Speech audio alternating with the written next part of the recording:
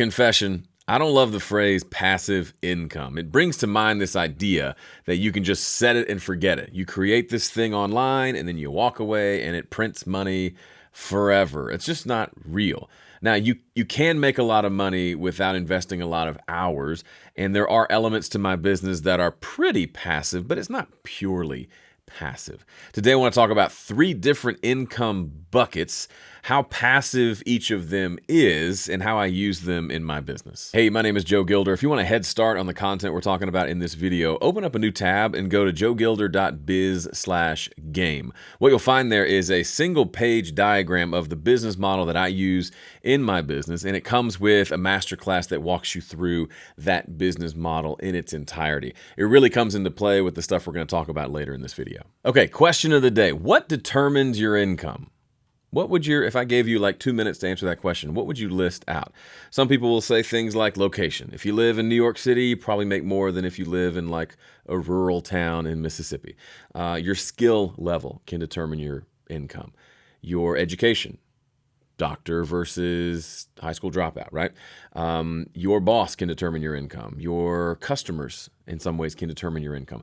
Those are all fine answers, but I want you to think differently about your income. To be in business, to start your own online business, you got to think a little bit differently about where the money comes from. And you got to figure out what is the thing that I'm going to attach to my income. Because your income is always attached to something, and that something dictates how high your income can go. As that something increases, your income increases. The way I see it, there are 3 different somethings that you can connect your income to, 3 different income connections. Let's talk through those for a minute. The first is time or effort.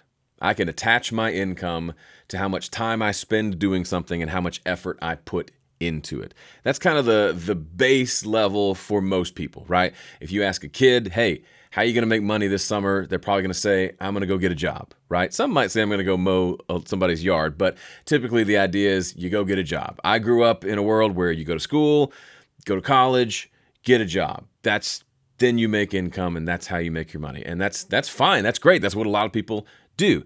And when you have a job, what is it that you're connecting your income to? You're connecting your income to the time you spend at that job. Let's say if you're an hourly worker, or perhaps you're connected to, on salary, you're connected to the effort that you put into the work. You're connected to being in a physical place, in a physical location, doing a certain amount of work. Now, people can get paid a lot of money to do that, right? There are people with really high salaries, but that salary is still, in a lot of ways, tied to time and effort. So if we want to increase our income, the only real option is to increase the amount of time we spend working, work more hours, get more hours on the clock, or we can increase our effort, do more and better of the thing that we're doing. But both of those have a limit to them, right? I can't work 24 hours a day. There's only so much effort I have inside of my body. If I'm doing client work for people, I can only do so much. So there's going to be a cap to how high my income can go. It might be a really high cap, right? It may be higher than you ever dreamed you could, the amount of money you could make, but there will be a cap to it. And it depends on the industry, right? If I'm mowing yards, there's probably a cap in this neighborhood of what people are willing to pay for me to mow their yards. I could move to a rich neighborhood perhaps, but even then there's only so many yards, and then there's only so much that people are willing to pay. So at some point there is a limit to the amount of time I can spend doing it, how many yards I can cut in a day, how much effort I can put into that, and then how much they're willing to pay. There's a cap to that. So I've tied my income to something that is inherently not scalable. It's not growable, right? I might be able to get to a good income, but probably not going to grow to a really big, ever-increasing scalable income, if that makes sense. The second attachment, so that's the first one, time and effort. The second attachment is kind of a spin on that. I can tie my income to someone else's time and effort. So this is what it is to own a business and have employees, right? Maybe I start, my lawn mowing service and I mow all the lawns myself, and then I get so many inquiries from people who want me to mow their yard. I don't have enough time to do them. What can I do? Well, I can bring on a team, right?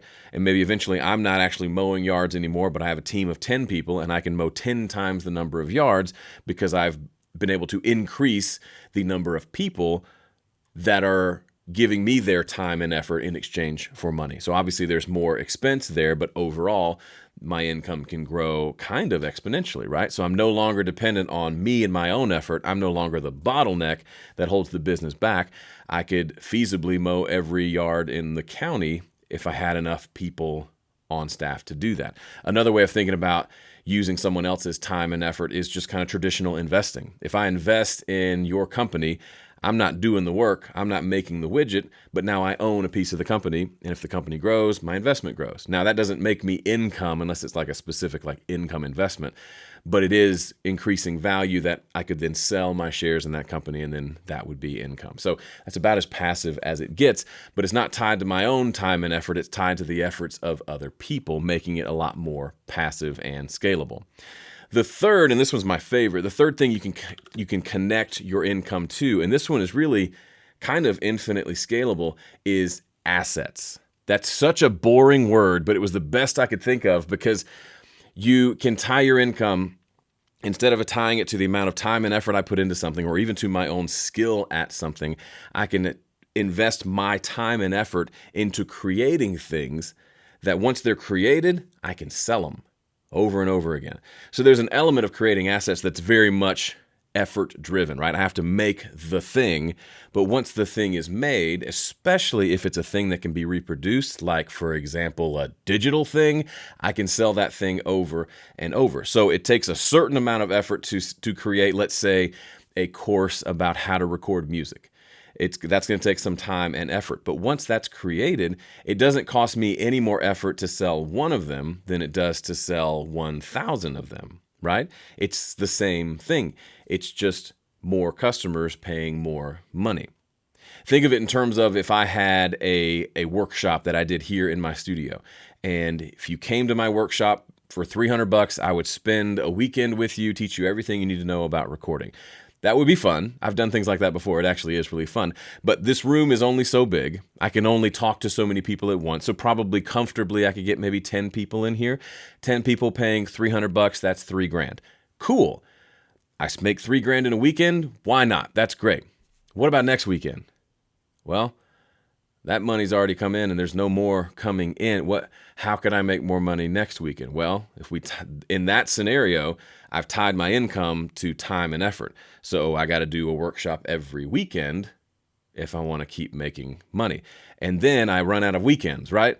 And I run out of space. So I get to where, maybe I could make six figures doing just that business model, but it's going to come to a head very quickly. And when I stop doing the workshops, I stop making money. So there's no amount of kind of passivity to it. But what if I took the concepts that I taught in that little workshop, put them into a video series? Now I can sell that to you and to that person on the other side of the planet who would never travel all the way to Nashville just to hang out with me. Suddenly, instead of making 10 sales a week, I could make 100 sales a week, 1,000 sales a week. And I'm going from making maybe $3,000 a week to making multiples of that, $30,000 in 1 week. That's completely doable because I've created an asset that is valuable for sure, that is now not tied to my time and effort. Yeah, there was a whole bunch of effort and time up front, but once it's made, I can sell it over and over and over again without any real additional effort. That's the beauty of what you'll hear online and scalability, the ability to scale what I'm doing. So examples obviously would be like an online course, any kind of media, whether it's music or YouTube videos or things like that. Memberships as well in the same ballpark as like courses. Those are great scalable ways to make a whole lot of money. And they can be both physical and digital. Digital, of course, is the easiest because you buy, then you buy. I got to do nothing differently. If it's a physical thing, then there's the whole manufacturing part of it. I don't understand that world, but it's the similar idea. If I find a way to create this thing on demand, then I can sell as many as I want because I've already designed it once. By the way, let's shift gears for a second. When I was talking to my wife about this video idea, she pushed back a little bit because she was worried that this would come across as saying that because I enjoy the more passive ways of making income, that's better than people who maybe tie their income more to effort and time and service. Not at all. If you predominantly make your income from trading your time in exchange for money, but you're doing something you love, you get a lot of fulfillment out of it, you're making good money, and you just enjoy what you do day in and day out, you've won. The people I'm speaking to are people who probably are a lot like I was 10, 15 years ago. I kind of enjoyed my work, but I really wanted to do my own thing. I didn't want to work for anyone, and I wanted to I was in a sales job, so I knew that the more I sold, the more money I could make, and that really just lit a fire in me to see, well, how far can this go? What can I do? And at the time, I had no idea what the answer was. The question I was really asking was, what can I make that's so valuable that I can make a lot of money from it without having to sit here in this desk, in this position, and clock in every day? And to me, that opened up a whole world of things that I love to pursue. But if you're digging the job and the consistency of it all, you've already won. All right, let's talk about how these buckets, these different income connections shake down for me and my business, because I use all of them. I love the passive one, right? The last one is my favorite, but I use all of them and I appreciate all of them. So let's talk about time and effort. What are ways that I just trade my time for dollars? Well, first of all is content creation, specifically for other brands. So I have one major brand that every month I make a batch of content for them and they pay me to do that. Ironically, I'm creating assets for them that they use to grow their business, and I'm only getting paid for my time versus the amount of growth that I'm bringing to the business, but that works out. It's a mutually beneficial situation. I probably wouldn't want to do that all day, every day, all month long, but doing it a little bit has been a nice kind of extra different income for us, a different income stream that works out nicely. I'm actually in talks with another company about doing something similar. So that has become a pretty significant income stream for me. Another income stream that is absolutely trading time for dollars is coaching. I do a little bit of one-on-one coaching with folks around their businesses, and that can be really lucrative because you can typically charge a good amount for that kind of one-on-one attention, but there's obviously going to be limits to that as far as how much time I can spend, how many people I can work with, and how much attention I can give them. By the way, if you want to talk to me about potentially having me walk alongside you and do some coaching for you and your business, go to joegilder.biz/apply to apply for that. The second tier, someone else's time, someone else's effort. For me, there's not much there. The main one is investing. When we invest our money, we put it in an index fund, mutual fund, and we just invest in what other businesses are doing, and that's kind of our investment plan for the future. But one kind of interesting one, when I started Home Studio Corner, I had a lot of people who would come to me asking, hey, can you work on my project? So I've got a song I've recorded. I'm not ready to mix it yet. Could you mix it for me? Or could you record vocals on this? Could you master this? So all these things I was teaching people how to do, they were asking me to do it for them as a client. I didn't see that coming for some reason. I thought they would just want to learn it from me. But and a lot of that came in pretty organically. I wasn't really pushing for it. They would just seek me out to do it. Still happens to this day, although I don't do much client work at all. I don't super enjoy that kind of client work anymore. But I realized I kept getting people asking for that.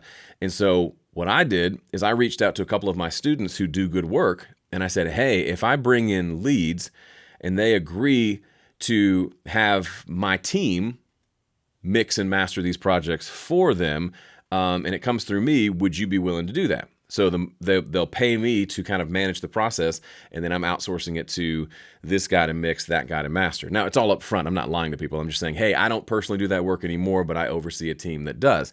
So we have, it's a little bit right now, but we haven't really like rolled it out and told it to the public. But when people reach out, we pitch this as a service that we offer. So in this instance, I'm getting paid a little cut of that money to oversee the process, and it's mostly passive because they're the ones actually doing the client work, but I'm still kind of managing the process. And the third one, of course, assets. I love this one, right? When I create YouTube videos, they live forever on YouTube and can potentially do two things for me. One, they can generate ad revenue, which is great. It's not a lot of money, but it's nice. And they can generate leads for my business, which is the biggie.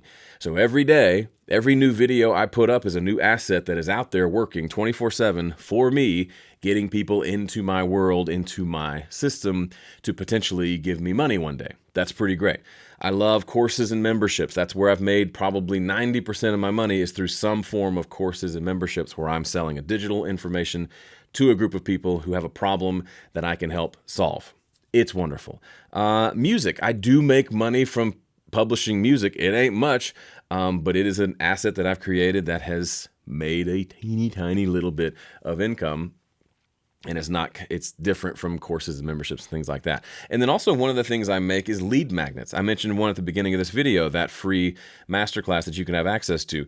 Those are assets that I've created that live out there and attract people into my email funnel, which is where they will hear about other products and services that I offer. It's the only real way that I sell to people is by getting them onto my email list. So those lead magnets, those things that attract people into my system, are super important assets. If you're not creating lead magnets and regularly evaluating which ones are working and which ones you need to fill a gap in your market, you're probably missing out on a good opportunity to get more leads. Now, while I don't like the word passive, I do like the word automatable, because we live in a world where you can automate just about everything.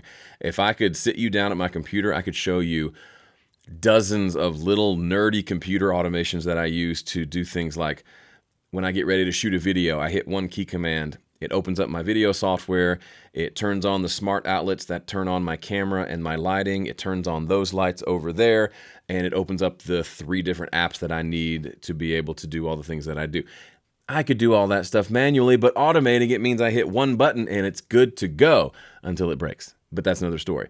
With business, especially with the kind of business that I run, a lot of this stuff is automatable. That's where a lot of the passive talk comes from. So speaking of the lead magnets a second ago, if you opt into Home Studio Corner, to one of the lead magnets that we promote in one of the videos, it sends you into an email sequence. And that email sequence gives you a lot of value. And it also introduces you to some of the stuff that I sell, namely my different courses. And guess what? If you sign up today, you're going to be in that sequence for a month and a half, where you're getting emails from me. I don't have to send them. I did the work once, and now it's sending those out. And so we regularly get sales from people who are experiencing me perhaps for the first time, but I'm not having to manually go out and pursue them. That's the beauty of simple automation like email sequences. And we can even automate different promotions that we run. So we run a promotion every 6 months to a group of people who are on a wait list for my membership. And once that was created, when that time rolls around, I can say, oh, it's time to do that promo. I go in, I select the people that need to get that promo that haven't received it yet, that weren't a part of it a year ago, and I click a couple of buttons, and now they're in that 1-week promo, and it generates sales, and it goes through a timed scheduled promo thing, and I have to do almost nothing to make that happen. I had to set it up once. I have to babysit it as it's going, but it's a minimal amount of effort, and I get to reuse that asset as much as I want. The thing is, though, I can't walk away from Home Studio Corner and have it just continue to pay me money, right? I do have recurring revenue. I do have subscriptions. I do have memberships. But if I stop giving the deliverables for those memberships, eventually people are going to stop paying me. As much as they might love me, if I'm not doing anything for them, they're going to stop paying those subscriptions. So there's an element of, yeah, it could probably coast for a bit, but it would not be a set it and forget it system, because I still need to keep feeding the system. I've got to feed people into the top of the funnel so they go through my system and buy things. And then on the back end, when they're members of my system, I've got to continue to provide value to them to help them justify staying in my membership. Don't get me wrong, I can go on a vacation and still make money even though I'm not here in this chair making things happen, but I couldn't just walk away forever and expect the business to thrive and even grow. All right, that's it for this week. If you like this video, YouTube thinks you'll like that video, so go check it out. Thanks for watching. Yay, you did it, JoJo.